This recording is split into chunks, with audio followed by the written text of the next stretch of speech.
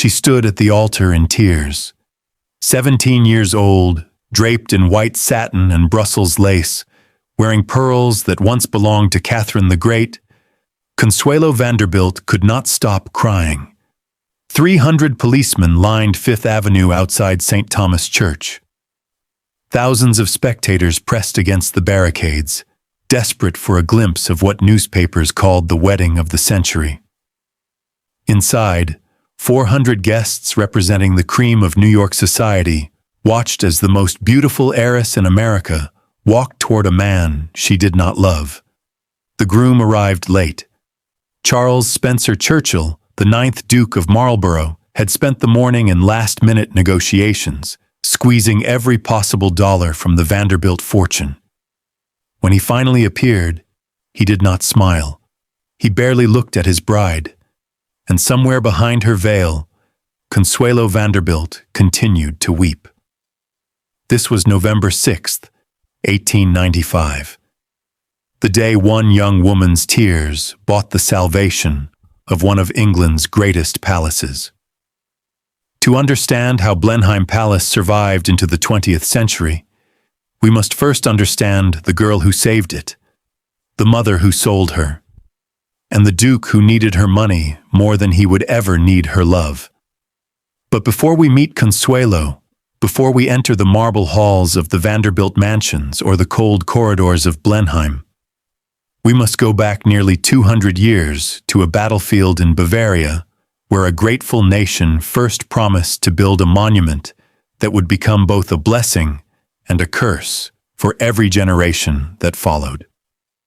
The battle that built a palace. August 13th, 1704.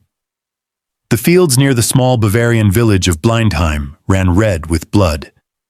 For hours, the armies of France and Bavaria had clashed with the forces of England and the Holy Roman Empire in what would become one of the most decisive battles in European history. At the center of it all stood John Churchill, Earl of Marlborough, a soldier whose tactical genius was about to change the course of a war and earn him a palace beyond imagination. The French had not lost a major battle in 50 years. Louis XIV's army seemed unstoppable, threatening to overwhelm Vienna and redraw the map of Europe. But Marlborough had a plan so audacious that even his allies doubted his sanity. He marched his army 250 miles across Central Europe, feinting one direction while striking another, keeping his true intentions secret until the very last moment. When the two armies finally met near Blenheim, later anglicized as Blenheim, Marlborough led a cavalry charge across marshland that his enemies had deemed impassable. By nightfall, the French forces were shattered. Marshal Tallard was captured. 13,000 enemy soldiers lay dead. Bavaria was knocked out of the war, and Louis XIV's dreams of European domination died on that blood-soaked field. News of the victory reached England like a thunderclap. Church bells rang from Cornwall to Scotland. Queen Anne, overcome with gratitude, summoned Marlborough home to receive the greatest reward her nation could offer. She gave him the royal manor of Woodstock, 15,000 acres of pristine parkland in Oxfordshire, and she promised him something even more extraordinary. The nation would build him a palace. Not a house, not a manor, a palace. The only non-royal, non-episcopal residence in all of England to bear that title. It would be called Blenheim, after the battle that earned it, and it would stand forever as a monument to English military triumph. But monuments, as history would prove, are expensive to build, and even more expensive to maintain. The architect and the Duchess Queen Anne chose Sir John Vanbrugh to design Blenheim Palace. It was, in many ways, a curious choice. Vanbrugh was better known as a playwright than an architect. His comedies had scandalized London society with their bawdy humor and sharp social commentary. But he had recently completed the first stages of Castle Howard in Yorkshire, and his bold, theatrical vision appealed to a nation that wanted to celebrate its military hero in the grandest possible style. Vanbrugh worked alongside Nicholas Hawksmoor, a trained architect who provided the technical expertise that Vanbrugh sometimes lacked. Together, they conceived something unprecedented in English architecture. Blenheim would be built in the Baroque style, that flamboyant European movement characterized by drama, grandeur, and overwhelming scale. The central block alone would be larger than most English country houses. Two massive wings would extend on either side, connected by colonnades that seemed to stretch toward infinity. Towers would pierce the sky. Courtyards would unfold like stages for royal pageants. Construction began in 1705 with 1,500 workers swarming over the site. They quarried stone from nearby Cornbury and Tainton, hauling massive blocks by cart and barge. When the local quarries proved insufficient, stone was brought from as far away as Portland and Plymouth. The foundation alone required engineering that tested the limits of early 18th century technology. But almost immediately, trouble began. Sarah Churchill, Duchess of Marlborough, had never wanted Vanbrugh as the architect. She preferred Sir Christopher Wren, the designer of St. Paul's Cathedral, a man known for elegance and practicality. Sarah was practical herself, fiercely so. She wanted a comfortable home, not a national monument. When she looked at Vanbrugh's plans, she saw nothing but extravagance and waste. The Duke, meanwhile, was frequently away fighting on the continent. The War of the Spanish Succession dragged on for years, keeping Marlborough in the field while his wife battled the architect in Oxfordshire. Their conflicts were legendary.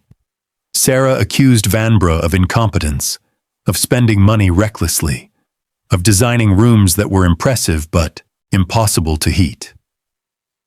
Vanbrugh complained that the Duchess interfered constantly, changing plans, questioning every expense, making his work impossible.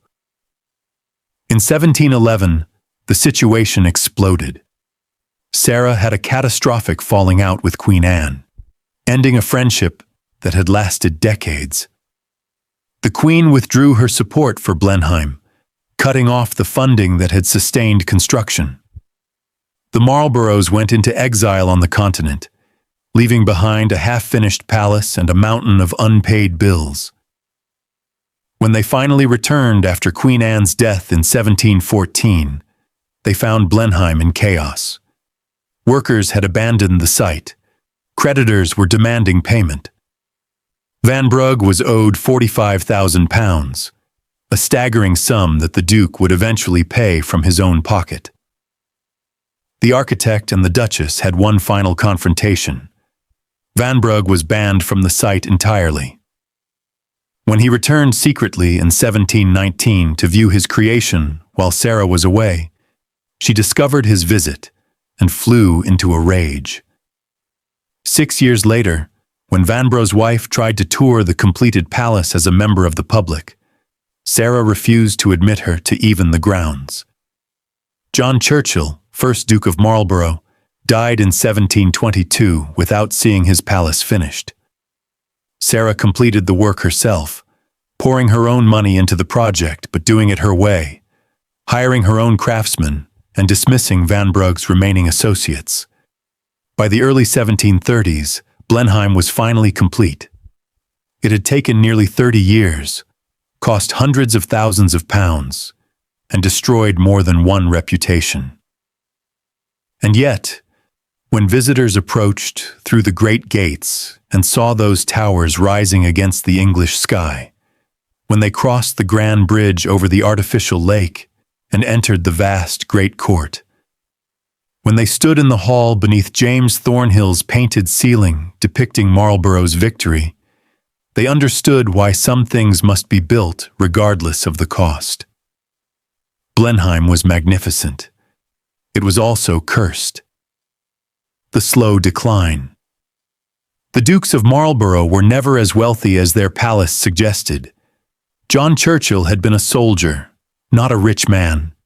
The fortune he accumulated during his military career was substantial, but not unlimited, and much of it went into finishing Blenheim after the crown abandoned its promise to pay.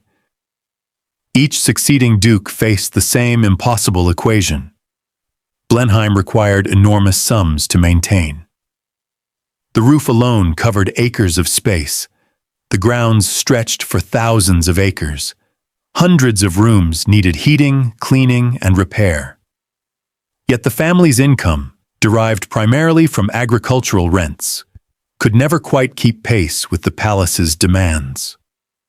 By the 19th century, the problem had become acute.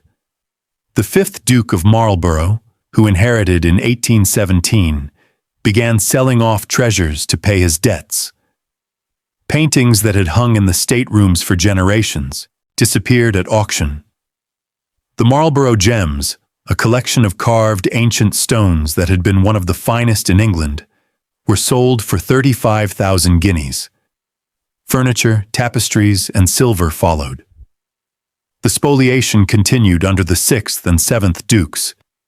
The eighth duke, who inherited in 1883, married an American widow named Lillian Hammersley, whose fortune of $5 million temporarily stabilized the family finances. But even her money could not halt the decay. When the eighth duke died in 1892, his son Charles inherited a palace that was literally falling apart. Roof beams had rotted, windows leaked, plaster crumbled from the walls. The staterooms, once filled with masterpieces, stood half empty. The library's original contents had been dispersed. Paintings by Raphael, Van Dyck, and Rubens had been sold to pay debts, including the magnificent Rubens depicting the artist with his wife and son that had been given to the first duke by the city of Brussels itself. That painting now hangs in the Metropolitan Museum of Art in New York, 3,000 miles from the palace it once adorned.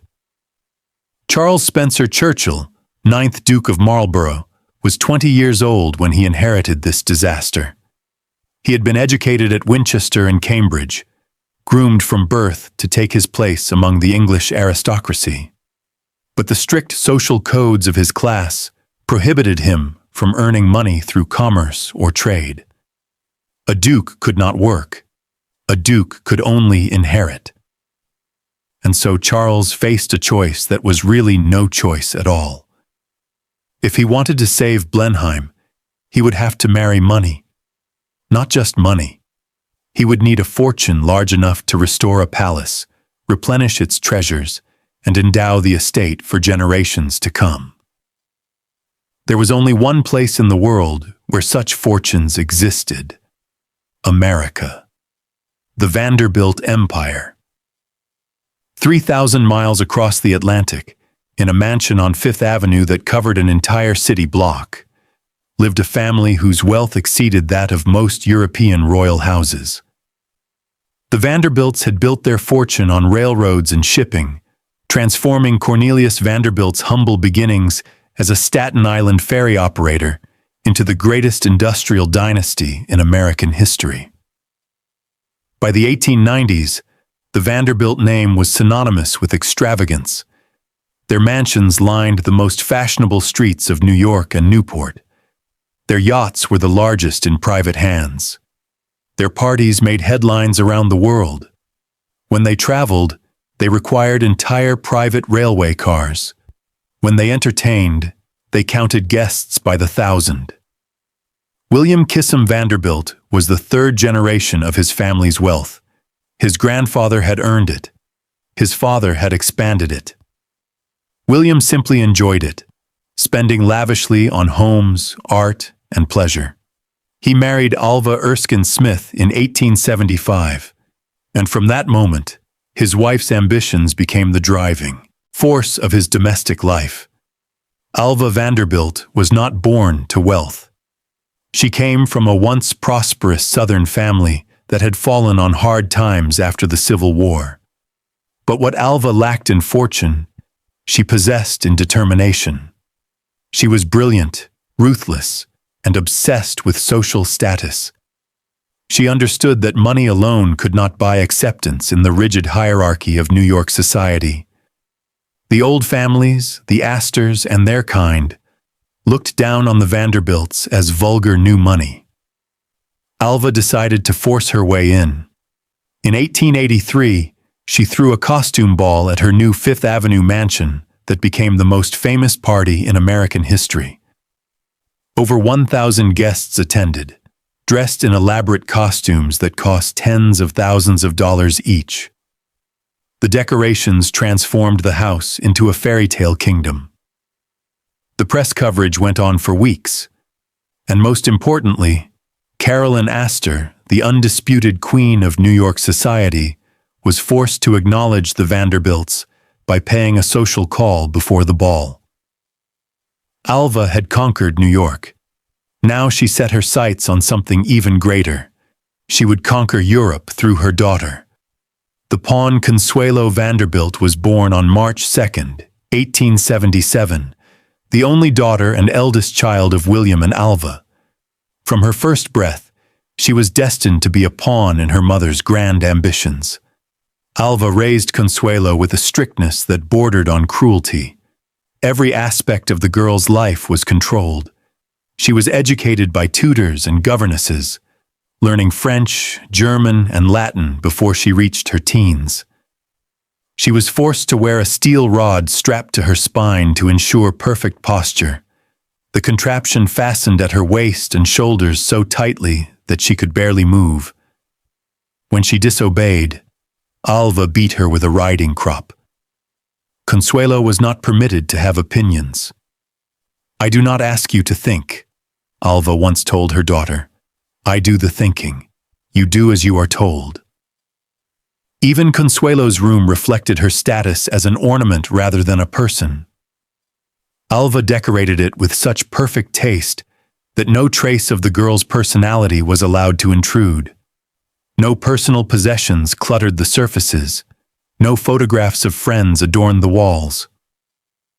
Consuelo later wrote that her mother viewed her as a work of art to be completed, a finished specimen to be framed in a perfect setting. The finished specimen was stunning. By her late teens, Consuelo had grown into a beauty celebrated on 2 continents. She was tall and slender, with a swan-like neck that seemed impossibly elegant. Her dark hair was thick and lustrous. Her eyes held a gentle sadness that photographers loved to capture. 5 proposals of marriage came from titled European suitors before Alva found the prize she truly wanted. But Consuelo had her own ideas about love.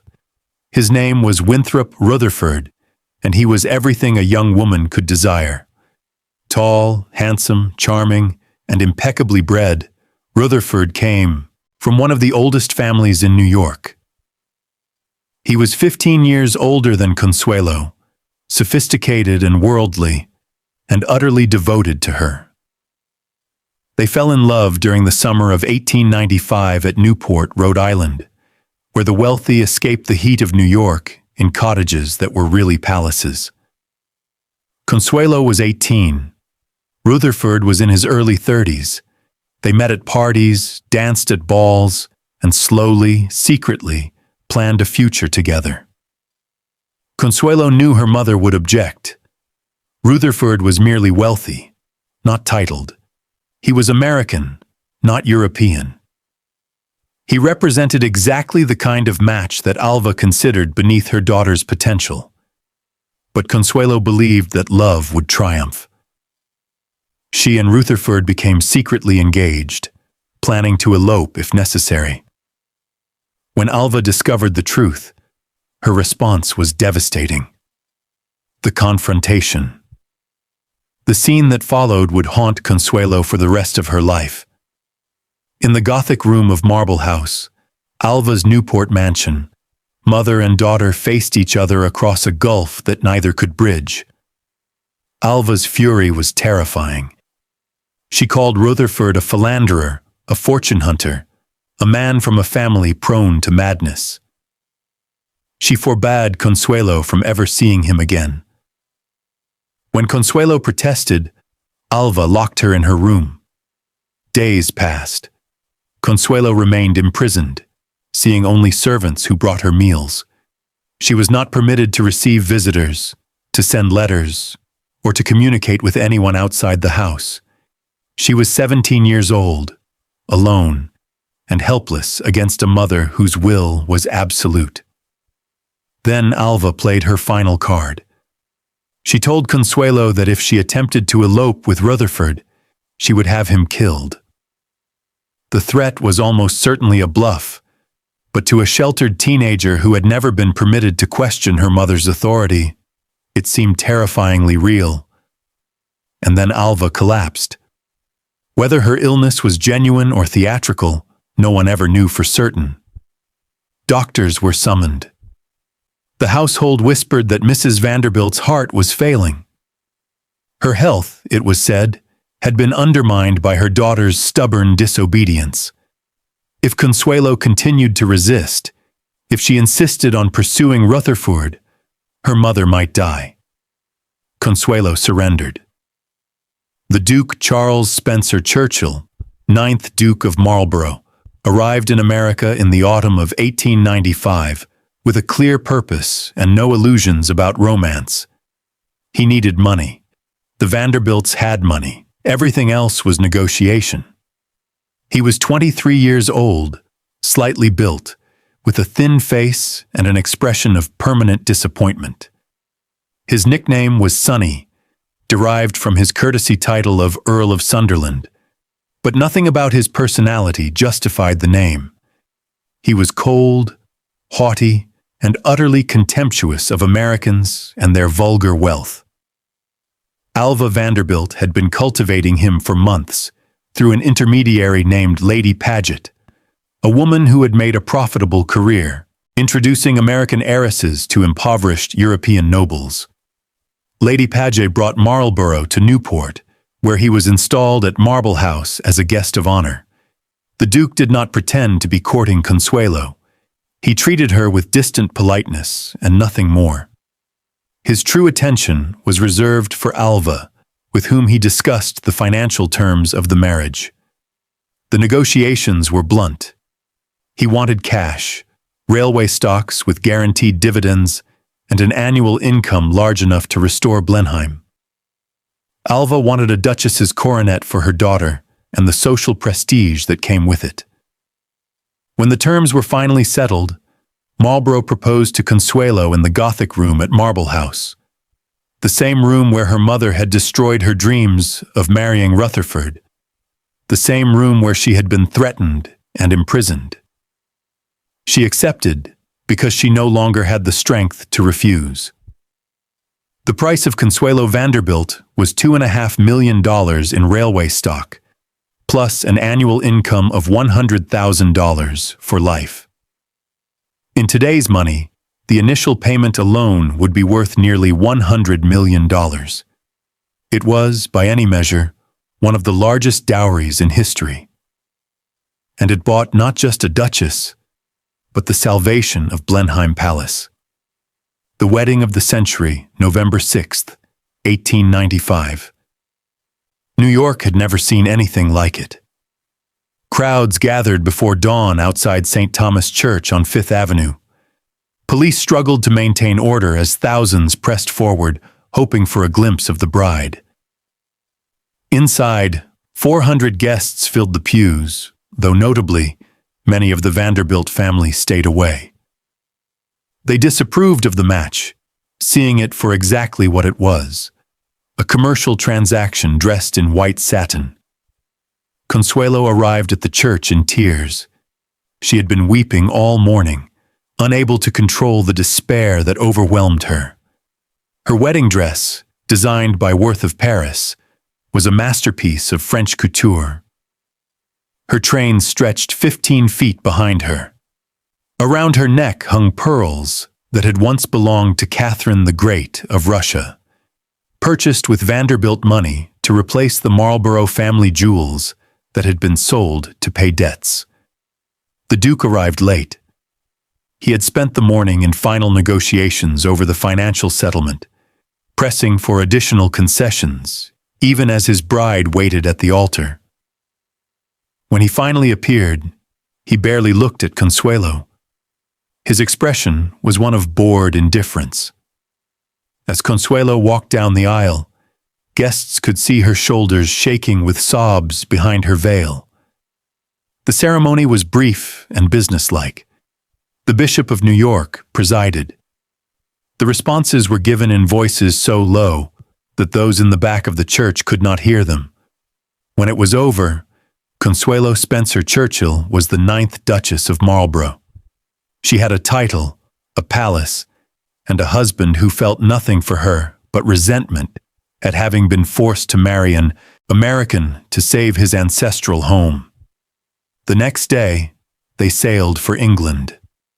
Cold comfort. The honeymoon began on a transatlantic liner and continued through Paris, where the Duke spent Vanderbilt money refilling the empty jewel cases of Blenheim with diamonds, emeralds, and more pearls that had once belonged to Empress Eugénie of France. Consuelo was dressed like a doll in Worth gowns, her husband selecting every outfit without consulting her preferences. Somewhere during those first weeks, the Duke made something clear to his new wife. He had married her only because he felt obliged to save Blenheim. He was in love with another woman, an English woman he had given up because she had no fortune. He despised anything that was not British, and he would never return to America. Consuelo had known her marriage was one of convenience, but to hear her husband state so baldly that she was nothing more than a necessary financial transaction crushed whatever hope remained. When they arrived at Blenheim Palace, Consuelo understood for the first time the true scale of what her money had purchased. The palace rose from the Oxfordshire countryside like something from a dream. Its towers and colonnades stretched impossibly far. Its courtyards could have swallowed the Vanderbilt mansions whole. Standing before that vast facade, Consuelo felt not triumph but terror. The palace was cold. Literally cold. There was no central heating, no hot water on demand, none of the modern conveniences that Consuelo had taken for granted in America. Fireplaces the size of small rooms could not warm the cavernous state apartments. In winter, frost formed on the inside of the windows. Her bedroom overlooked a pond where a former butler had drowned himself. As the gray English days stretched into weeks, Consuelo began to understand his despair. Life at Blenheim. The household was managed with rigid formality that Consuelo found suffocating. Each day followed the same unvarying routine: breakfast at precisely 9, luncheon at 1, tea at 4, dinner at 8, requiring a complete change of clothes for both occasions. The Duke expected his Duchess to change her outfit at least 4 times daily, appearing always in the latest Paris fashions that he had personally selected. Servants filled the palace, but Consuelo found them more intimidating than helpful. The staff had served the Spencer Churchill family for generations. They regarded the new American Duchess with suspicion and barely concealed contempt. When Consuelo asked a butler to light the fire in the drawing room, he stared at her with horror before summoning a footman. Such menial tasks were beneath his dignity, and the young Duchess had committed an unforgivable breach of protocol by not knowing the difference. Her mother-in-law interrogated her constantly about whether she was in the family way. The single duty expected of a duchess was to produce an heir, and every month without a pregnancy brought increased pressure. The old duchess seemed to care nothing for Consuelo's happiness, only for the continuation of the Marlborough line. The Duke spent most of his time with his own pursuits. He rode, he shot, he attended to estate business with an obsessive attention that Blenheim demanded. When he and Consuelo dined together in the vast dining room, they sat at opposite ends of a table that could seat 40, too far apart to hear each other speak. 100-pound silver centerpiece depicting the first Duke's victory at Blenheim stood between them. Consuelo called it her cache Marie, her husband Blocker. The silence between them grew deeper with each passing month. The light in the darkness. In that cold and loveless house, Consuelo found exactly one source of genuine warmth. His name was Winston. Winston Churchill was the Duke's first cousin, the son of Lord Randolph Churchill, who had been the younger brother of the 8th Duke. He was 21 years old when Consuelo arrived at Blenheim, brilliant, ambitious, and full of an energy that seemed to light up every room he entered. Winston had expected to inherit the dukedom himself. With no sons surviving from the previous generation, he had been the presumptive heir until Consuelo did her duty and produced not one, but 2 boys. But rather than resenting the Duchess who had ended his expectations, Winston embraced her as family. He was, Consuelo later wrote, the life and soul of the young and brilliant circle that gathered round him at Blenheim. Whether it was his American blood or his boyish enthusiasm and spontaneity, qualities sadly lacking in my husband, I delighted in his companionship. Winston's mother was Jenny Jerome, another American heiress who had married into the English aristocracy. Perhaps that shared heritage created a bond between them. Perhaps it was simply that Winston treated Consuelo as a person, rather than a purchased possession. Whatever the cause, their friendship would last until her death.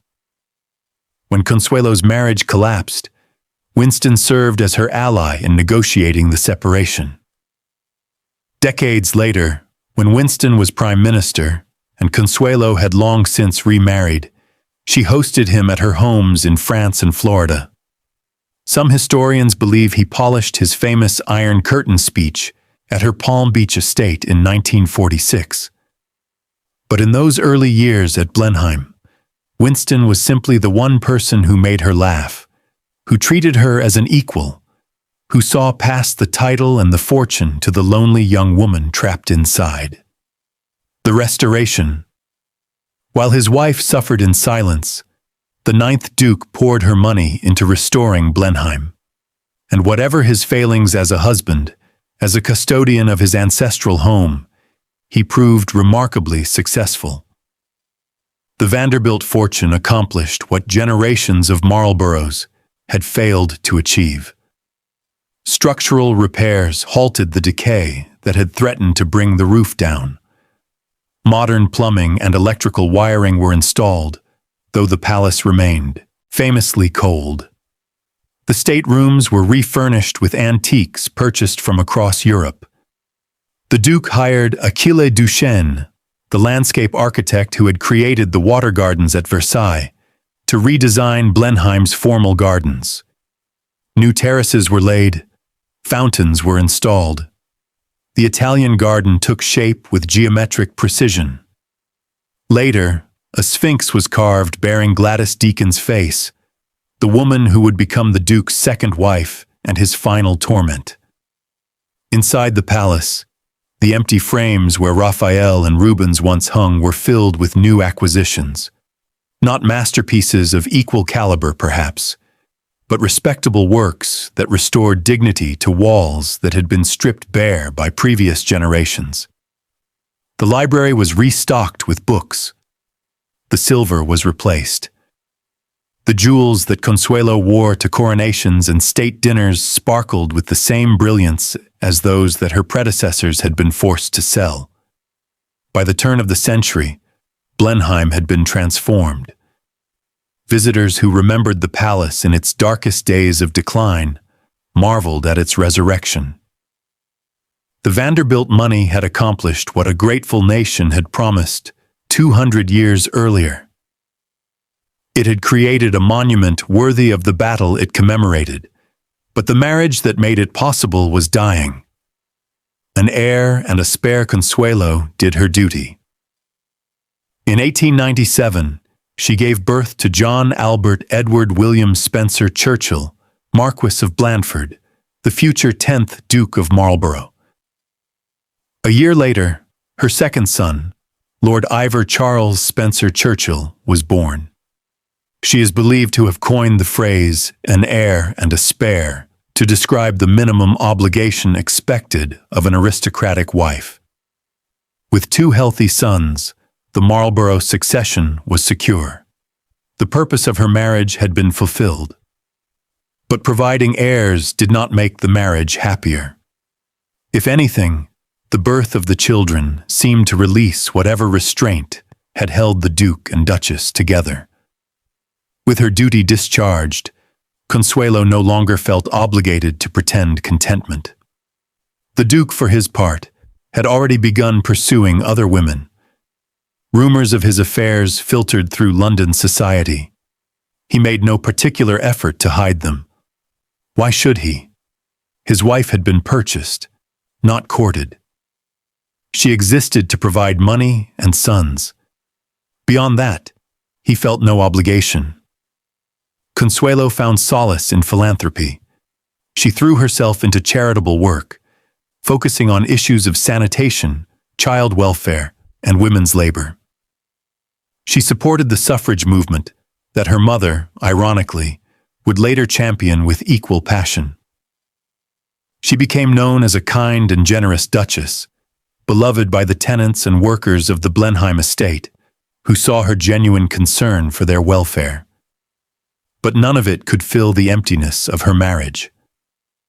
She was 23 years old, mistress of one of the greatest palaces in England, mother of a future duke, and utterly alone.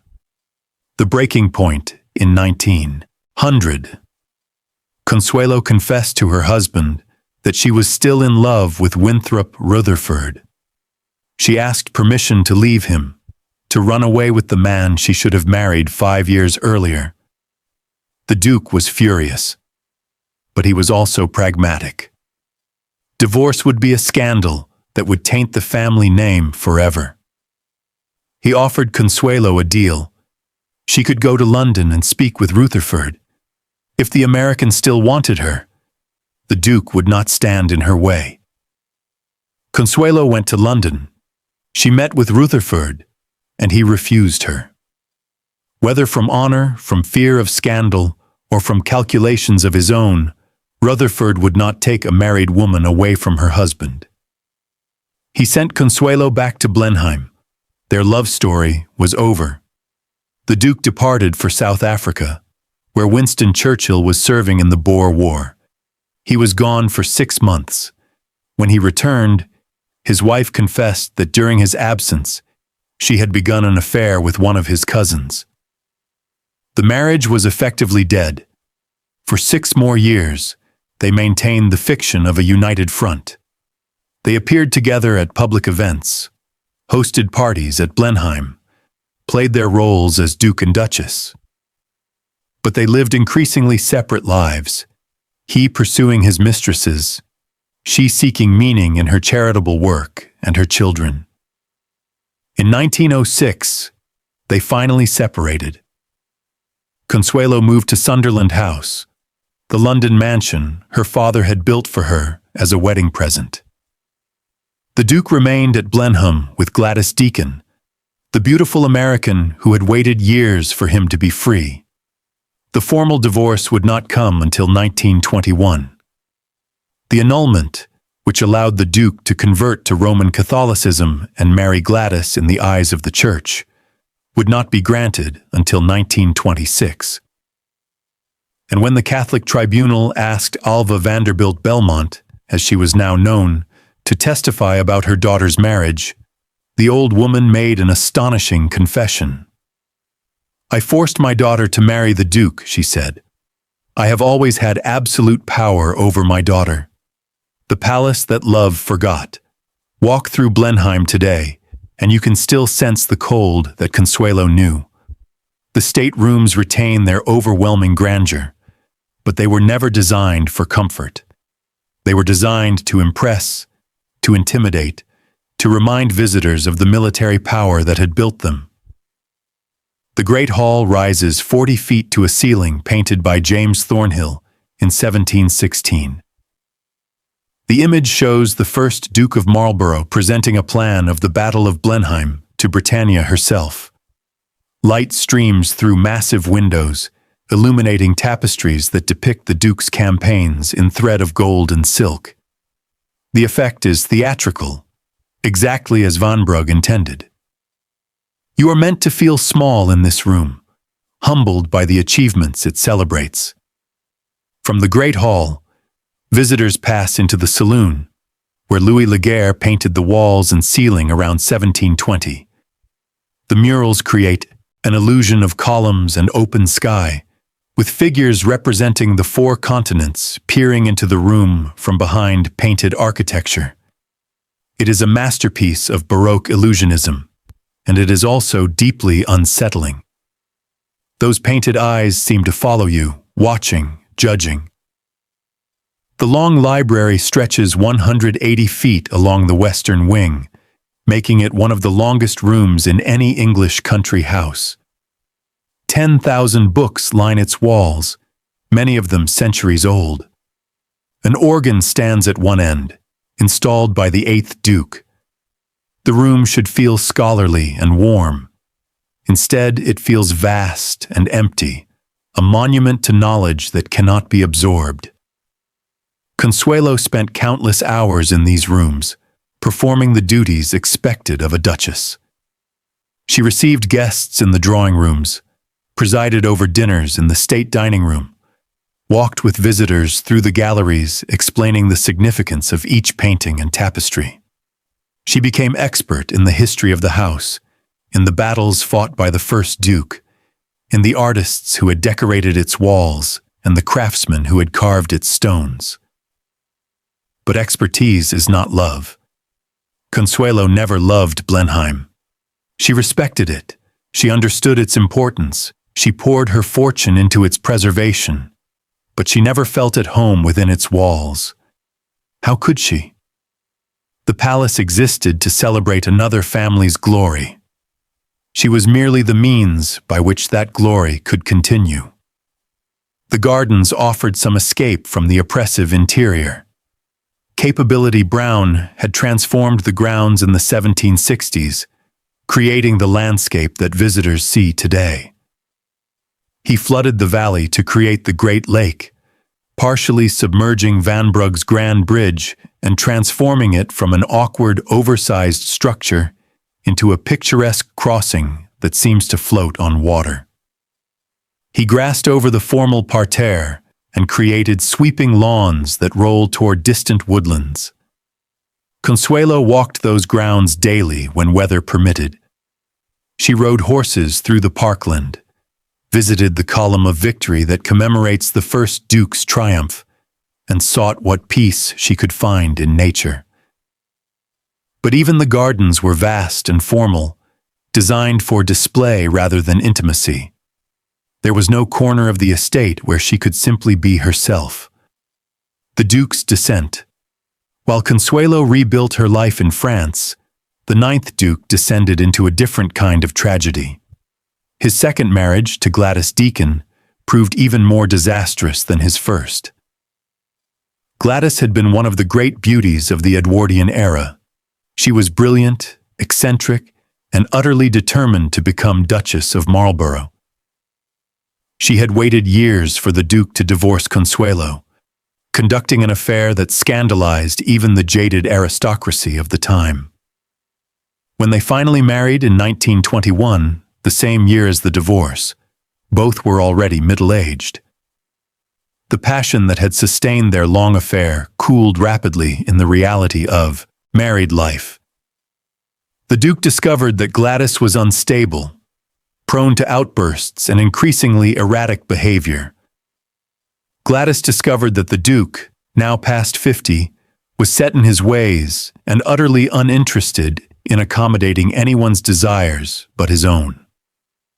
The marriage deteriorated into open warfare. Gladys dined with a revolver beside her plate, a silent threat that both horrified and fascinated the Duke's guests. She injected paraffin wax into her face in an attempt to preserve her beauty, an early and disastrous form of cosmetic enhancement that left her disfigured. She refused to leave Blenheim even when the Duke begged her to go. In the end, the ninth Duke was forced to close the palace and cut off its utilities to drive his wife out. They separated, but never divorced. He died in 1934, still technically married to a woman he could not stand to be near. Gladys survived him by more than 40 years, living in poverty and obscurity. Her once celebrated beauty destroyed. Her mind increasingly unstable. She died in 1977 at the age of 96, the last Duchess of Marlborough to bear the title earned through scandal rather than commerce. The contrast with Consuelo could not have been more stark. The woman who was forced into marriage found happiness in her second union. The woman who pursued marriage obsessively found only misery. The purchased bride outlived her replacement by 13 years, surrounded by loving family and fond memories. There is perhaps a moral in that contrast, though the ninth Duke would never have understood it. Love cannot be bought or sold. It cannot be negotiated in drawing rooms or sealed with railway stock. It either exists or it does not. All the titles and palaces in the world cannot create it where it is absent. A second chance at love. After the annulment, Consuelo was finally free.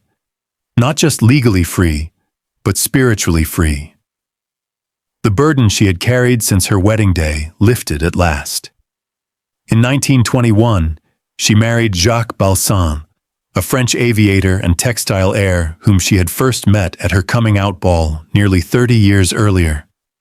He had fallen in love with her then, when she was a beautiful teenager being paraded before European nobility. He had waited, through her disastrous first marriage and all the years of separation, until she was finally his. Their marriage was everything her union with the Duke had not been. Jacques adored Consuelo. He delighted in her company. They built a villa on the French Riviera, entertained friends at their chateau near Paris, and traveled together through a world that finally seemed full of possibility rather than obligation. Winston Churchill and his wife Clementine were frequent visitors. The friendship that had begun at Blenheim, in those cold and lonely years of Consuelo's youth, endured across the decades. When war came to Europe again, Winston's position as Prime Minister did not prevent him from writing warm letters to his favorite cousin by marriage. Consuelo and Jacques fled France ahead of the Nazi invasion in 1940. They settled in Florida, at a house called Casa Alva that Consuelo had named, with remarkable generosity, after the mother who had forced her into misery. Perhaps age had softened her feelings. Perhaps she understood, finally, that Alva had acted from love, however twisted. Or perhaps the name was simply ironic, a monument to the woman who had shaped her life in ways both terrible and transformative. In 1953, Consuelo published her autobiography. She called it The Glitter and the Gold, a title that captured both the surface brilliance and the hidden cost of her Gilded Age existence. The book was a sensation, a window into a world that had vanished, but still fascinated the public imagination. She died in Southampton, New York, on December 6, 1964. She was 87 years old. Her will specified that she be buried in the churchyard at Blenheim, the small village just outside the gates of Blenheim Palace, near the grave of her younger son Ivor, who had died of a brain tumor 8 years earlier. The girl who had wept at her own wedding returned in death to the palace that her tears had saved. What remains today, Blenheim Palace stands as one of the great treasures of England.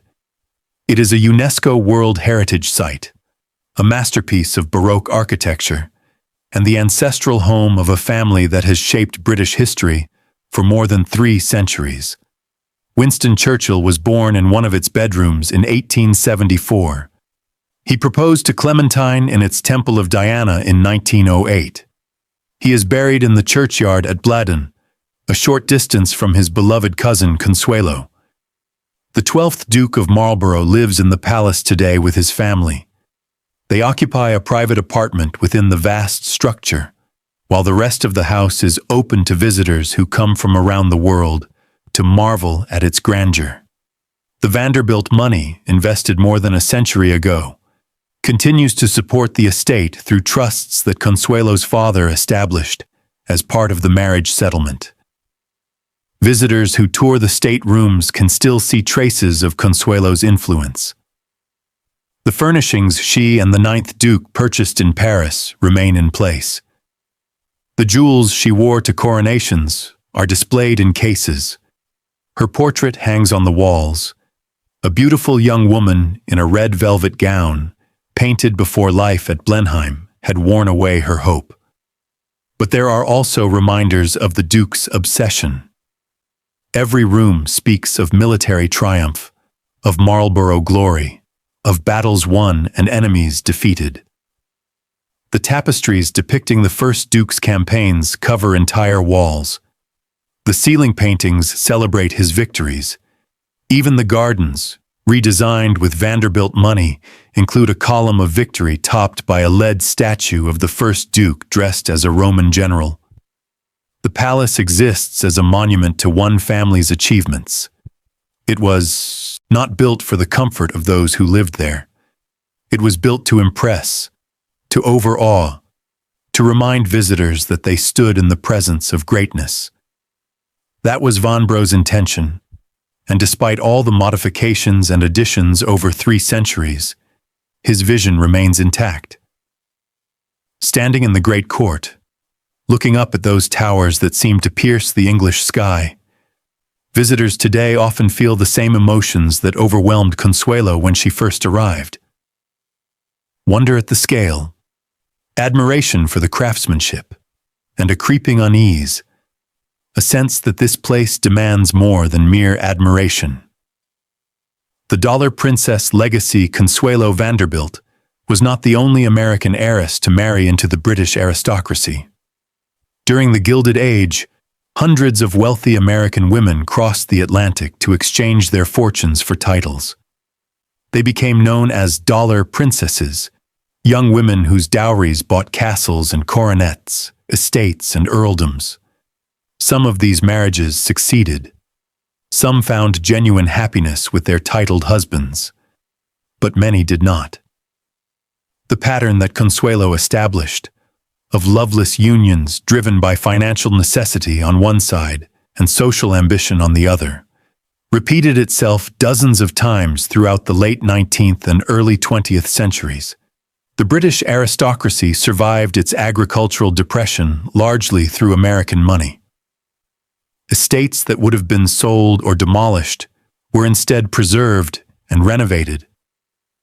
Families that would have faded into obscurity instead maintained their positions at the pinnacle of English society. The price was paid by young women who had little say in their own destinies. Consuelo's story became emblematic of all these marriages. When she published her autobiography in 1953, she gave voice to generations of dollar princesses who had suffered in silence. She revealed the coercion, the manipulation, the cold calculations that had determined her fate. She named no names except her own, but everyone who read her book understood that she spoke for all of them. The Glitter and the Gold became a bestseller.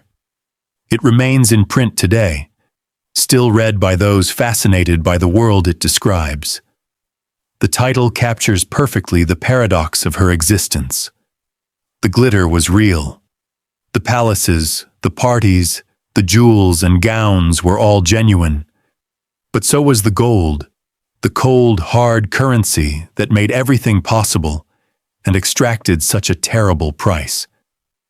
The palace itself tells the story of everyone who sacrificed to build and maintain it. The first Duke, who spent his final years watching construction he could not afford. The Duchess Sarah, who fought with Vanbrugh and finished the work her own way. The generations of Marlboroughs who sold paintings and jewels, and eventually their dignity to keep the roof from falling in. And Consuelo, the American heiress whose fortune and whose freedom were the price of preservation. When you walk through Blenheim's staterooms today, past the Marlborough tapestries depicting battles 200 years old, under ceilings painted with allegories of victory, surrounded by furniture and art that money bought and money maintains. Remember the girl who paid for it all. Remember her standing at the altar in tears. Remember her locked in her room at Marble House, threatened with murder if she married the man she loved. Remember her sitting in cold silence at a 40-foot dining table, separated from her husband by a silver monument to his ancestors' glory. Remember that this palace, this triumph of English Baroque, this monument to military victory and national pride, exists because a mother's ambition and a duke's need for money combined to destroy a young woman's chance at happiness. Some prices cannot be calculated in railway stock and annual income. Some debts can never be repaid. Blenheim Palace is magnificent. It is also a monument to what it cost. The girl who saved it is buried nearby, in the churchyard of a village she never chose, beside a son who died too young, a short walk from the palace that consumed her youth and her freedom. The glitter remains. The gold still shines. And somewhere in the English earth, Consuelo Vanderbilt Balsan sleeps at last. Finally at peace. Finally home.